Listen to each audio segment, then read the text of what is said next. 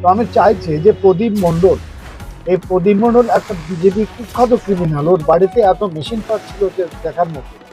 আপনারা খোঁজ নিয়ে দেখতে পারেন আজকের ওরা যে আর বাংলা যেভাবে এখানে টেলিফোনে ওরা প্রচার করছে আর বাংলার পক্ষ থেকে বা বিজেপির পক্ষ থেকে, সম্পূর্ণ মিথ্যে। এবং সন্দেশখালী একটা শান্তিপ্রিয় এলাকা, এই শান্তিপ্রিয় এলাকায় টোটালটাকে অশান্তি করার জন্য এবং এখানে সাম্প্রদায়িক দাঙ্গা বাঁধানোর জন্য আর বাংলা প্রচন্ডভাবে প্রচেষ্টা করে যাচ্ছে। ঠিক আছে। না বললেন একটু ধরতে এবার ধরো, এটা ধর রাখ, ওটা ধর।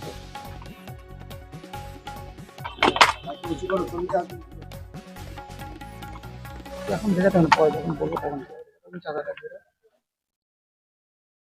সাউন্ড হচ্ছে আবার ট্রাই করলাম। বিজেপি কর্মী মারা হয়ে গেছে, সিবিআই তদন্ত হচ্ছে। আপনারা কি চাইছেন?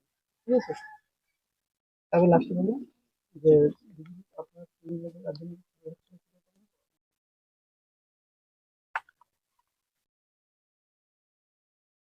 বিজেপি কর্মী মার্ডার হয়েছে, ঠিক আছে, সেখানে তাদের তদন্ত হচ্ছে, কিন্তু তৃণমূল কর্মী হিসাবে আপনার সন্তান মার্ডার হয়েছে, কিন্তু সেখানে কোনো রকম তদন্ত হচ্ছে না। এই বিষয়ে আপনার কি দাবি আছে?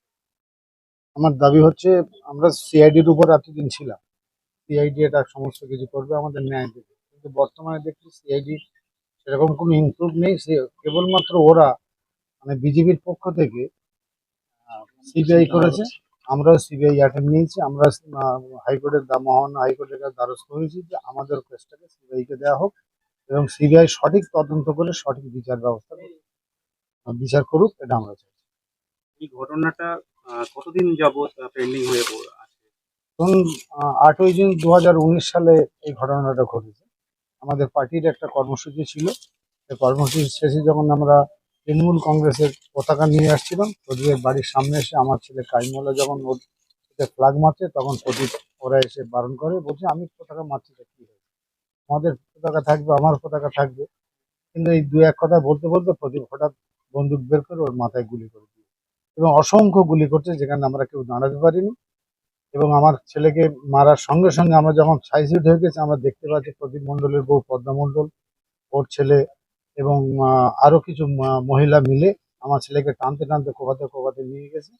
আমার ছেলেকে মানে প্রমাণ লোপাটের জন্য আমার ছেলেকে প্রচন্ড কুপিয়েছে। কুপিয়ে ওরা একটা ম্যানহোলে ফেলে দেওয়ার জন্য আপ্রাণ চেষ্টা করেছিল, কিন্তু চারিদিক থেকে লোক আসার জন্য ওরা সেটা পারেনি। একটা বাথরুমের মধ্যে ঢুকিয়ে রেখেছিল, আমরা ঢুকতে পারিনি। তারপর চারিদিক থেকে যখন লোকজন এসছে, কাইম মার্ডার হয়েছে, কাইম একটা জনপ্রিয় ছেলে, সবার সঙ্গে মিশতো, কি হিন্দু কি মুসলমান প্রত্যেকের বাড়িতে গিয়ে খেত। টাইম মার্ডার হয়েছে শুনে এলাকার মানুষ যখন ক্ষিপ্ত হয়ে যখন হয়েছে, তখন ওরা নিরাপত্তার স্বার্থে ওরা গুলি করতে করতে জলকরের দিকে বেরিয়ে যায়। তারপর প্রায় 1-1.5 কিলোমিটার দূরে গিয়ে জনরোষে, পরে শুনেছি আমরা জনরোষে ওরাও কয়েকজন মারা গেছে। তারপরে পুলিশের সাহায্যে আমরা কাইমের দেহটা দেখতে পাই, পুলিশ দেহটাকে রেস্কিউ করে। এখানে দাবি করছে শেখ শাহজাহানের বাহিনীর আগে মার্ডার করছে বিজেপির 3 কর্মী, কি বলবেন? একদম মিথ্যা কথা। শাহজাহান এলাকায় ছিল না, শাহজাহান জানেও না। শাহজাহান তার পরের দিন আমার বাড়িতে এসে 12:30-1টার সময় আমার বাড়িতে এসছে, আমার বাড়িতে এসে আমাকে সান্ত্বনা দিয়ে যায় এবং ওই তো আমার একমাত্র ছেলে, উপার্জনকারী ছেলে। শাহজাহান আমাকে বলে কিছু করার নেই। আমার ছোট ছেলে তখন ব্যাঙ্গালোরে জিএনএম করছে, আমার ছেলেকে আমরা নিয়ে আসি মিথ্যে কথা বলে। আমার ছেলেকে তখন বলছে ঠিক আছে, আমি তোমার ছেলেকে চাকরি দিচ্ছি তোমার ফ্যামিলিটাকে বাঁচানোর জন্য। আমাদের মামাটি সরকার আমার ছেলেকে একটা চাকরি দিয়েছে, ডি গ্রুপের একটা মাদ্রাসা বোর্ডে একটা চাকরি দিয়েছে, সেটা নিয়ে কোনো রকম আমরা দিনপাত করছি। তো আমি চাইছি যে প্রদীপ মণ্ডল, এই প্রদীপ মণ্ডল একটা বিজেপি কুখ্যাত ক্রিমিনাল। ওর বাড়িতে এত মেশিন পার্ট ছিল যে দেখার মতো। আপনারা খোঁজ নিয়ে দেখতে পারেন আজকের ওরা যে আর বাংলা যেভাবে এখানে টেলিফোনে ওরা প্রচার করছে আর বাংলার পক্ষ থেকে বা বিজেপির পক্ষ থেকে, সম্পূর্ণ মিথ্যে। এবং সন্দেশখালী একটা শান্তিপ্রিয় এলাকা, সেই শান্তিপ্রিয় এলাকায় টোটালটাকে অশান্তি করার জন্য এবং এখানে সাম্প্রদায়িক দাঙ্গা বাঁধানোর জন্য আর বাংলা প্রচন্ডভাবে প্রচেষ্টা করে যাচ্ছে বিজেপির মদতে। আর বাংলা হচ্ছে বিজেপির একটা নিকৃষ্ট দালাল একটা মিডিয়া। আমরা মিডিয়া, সমস্ত মিডিয়াকে আমরা বলতে চাই, কাইমের বাবা হিসেবে, শহীদ পরিবারের একজন বাবা হিসেবে আমি বলতে চাই যে সাংবাদিকতার চতুর্থ স্তম্ভ, যারা একটা খুঁটির উপর দাঁড়িয়ে থাকে ভারতবর্ষের গণতন্ত্র, তাদেরকে মানবিক হতে বলছি। তাদের মনুষ্যত্ব বোধটা যেন বিকিয়ে দিয়ে একের অপরের অহেতুক শাস্তি প্রদানের জন্য যেন মিথ্যের পেশাতি না করে। আর বাংলার কাছে আমরা বিশেষভাবে অনুরোধ করছি, টিভি চ্যানেল আর বাংলা যেভাবে এলাকা উত্তপ্ত করছে তাদের কাছে অনুরোধ করছি, আর জীবন নিয়ে আপনারা খেলা খেলা করবেন না। কারণ আপনার ঘরের ছেলেরা কেউ মরবে না, মরবে এলাকার সাধারণ ছেলে মেয়ে যারা এলাকায় থাকে। সেই জায়গায় কাদের মোল্লারও বাহিনীদের হিসেবে দাবি করা হচ্ছে, আর বাংলা দাবি করছে। এটা মিথ্যে। যেহেতু কাদের মোল্লা একটা নেতা, এখানকার নেতা, কাদের মোল্লা এবং শাহজাহানকে এরা দমিয়ে রাখার জন্য, এরা এখান থেকে বিতাড়িত করার জন্য একটা ঘৃণ্য চক্রান্ত করছে। কারণ কাদের মোল্লা শাহজাহান থাকলে এই হিন্দু বিজেপি হিন্দুরা এরা মুসলমানদের উপরে কোনো রকম অত্যাচার করতে পারবে না। তার জন্য এদেরকে যে কোনো প্রকার সরাতে হবে। শাহজাহান এবং কাদেরকে যদি ওরা সরিয়ে দিতে পারে, ওরা মুসলমানদের উপর শুধু একটা কাইমকে ওরা মেরে ক্ষান্ত হবে না, হাজার হাজার কাইম এখানে মরবে। এটা ওদের চক্রান্ত এবং এটা ওদের ষড়যন্ত্র। না, তারা দাবি করছে যে আমরা হিন্দু বলে তার জন্য শেখ শাহজাহানের বাহিনীরা আমাদেরকে মাধ্যমে না, এলাকা থেকে তাড়িয়ে দেওয়া হচ্ছে। এটা সম্পূর্ণ মিথ্যে কথা। ওরা যে কথাটা বলছে আমরা দেখেছি, বাইট গুলো দেখছি, যে মোটর বাইকের দাপাদাপি অমুক তমুক এটা সেটা। সন্দীপ বলছে তার স্কুলে যেতে পারছি না। আজও পর্যন্ত 2019 সাল থেকে যাবৎ কাল পর্যন্ত এই বিষয়টা নিয়ে কোনো রকম কারোর উপরে কোনো কথাবার্তা কিচ্ছু হয়নি।